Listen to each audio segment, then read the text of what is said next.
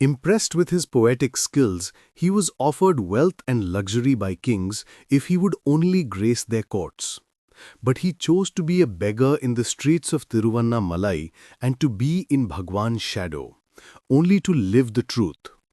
Muruganar lived the teaching every day, every hour, every minute.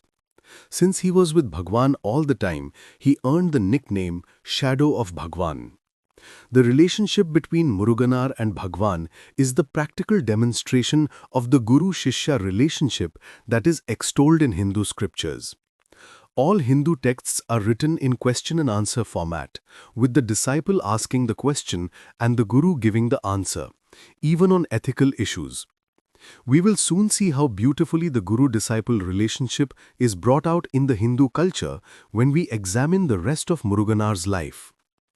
Muruganar communicated with Bhagwan all the time.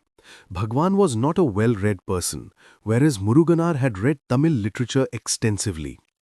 Sometimes when Bhagwan was alone with him, he would ask Muruganar to give him the essence of a book. One day, Muruganar was in ecstasy, and he started sharing with Bhagwan the essence of some great books. Many books were discussed on that day with Bhagwan, who was a good listener. Then he turned to Muruganar and said, "Ultimately, the essence of all these books is only one truth. There is just one destination, but the routes and roadmaps are all very different. There are various paths, scriptures, texts, descriptions, examples and illustrations, but the sole essence is one single truth." Muruganar was so thrilled that he eagerly responded, "Yes, Bhagwan, it is true. Now I feel that reading all those books was a waste of time." Bhagwan hastened to correct him, saying, "You should not look at it that way.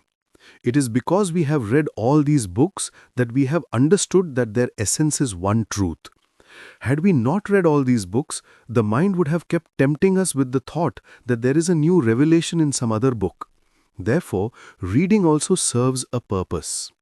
It is the same for rituals and pujas," he added. "There are multifarious rituals and pujas, and the function of doing them all is to recognize that there exists one single simple truth. The rituals and pujas themselves are not that important for self-realization." Another day, when Muruganar entered the hall, he saw in front of Bhagwan an array of garlanded books with puja that had been offered to them on the occasion of Saraswati Puja. Muruganar prostrated before Bhagwan and gave a mischievous smile. Bhagwan just looked questioningly at Muruganar as if to ask what he was smiling about.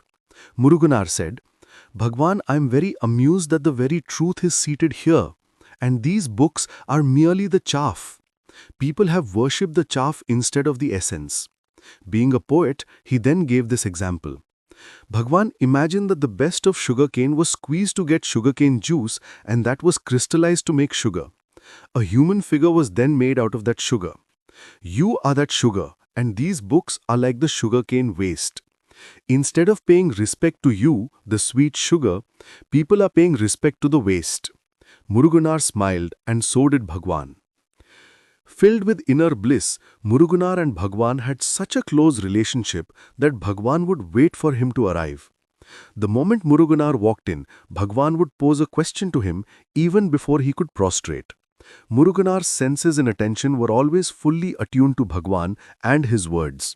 He would receive the question from Bhagwan and start answering while prostrating, lifting his head up like a chameleon. The devotees of Bhagwan called this lizard talk. Muruganar himself told me that sometimes this would go on for a long time and he would not even realize that he was still lying down on the ground. Vishwanatha Swami was amused and asked him to stop his lizard talk at least when he came to the old hall. Muruganar recounted, "I knew that people were amused, but at the time of prostrating, I was so absorbed in giving answers to Bhagwan that I would not be aware that I was lying on the floor.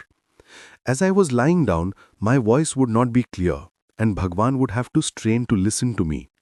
None of this mattered because for me, nothing existed except the fact that Bhagwan had asked me a question and that I had to answer him." On some days, the inspiration for writing poems was so strong that he would forget that he had not eaten and that it was time to go beg. One day he had gone without food the entire day and hadn't even realized it. It was the festival of Mahashivratri, a day on which Hindus observe a strict fast for 24 hours. When he went to Bhagwan the next day, Bhagwan gestured to him to accompany him around the hill. Muruganar followed him with enthusiasm but was quickly fatigued because he was hungry, having been without food for 2 whole days. After covering some distance, Bhagwan noticed Muruganar's tired face and inquired compassionately, "Did you not eat yesterday? Were you fasting because it was Shivratri?" It was then that Muruganar remembered that the previous day had been Shivratri. "Yes, Bhagwan, I haven't eaten," he replied. After their circumambulation of the hill, Bhagwan asked Muruganar to follow him and have a full meal at Ramanashram. He also appointed one of his attendants to go into the kitchen and supervise the serving of food to ensure that Muruganar would have a good meal there. When Muruganar narrated this to me, he shed tears of emotion on recollecting the solicitude of the master. Tears of joy had become an integral part of this incomparable devotee of Bhagwan.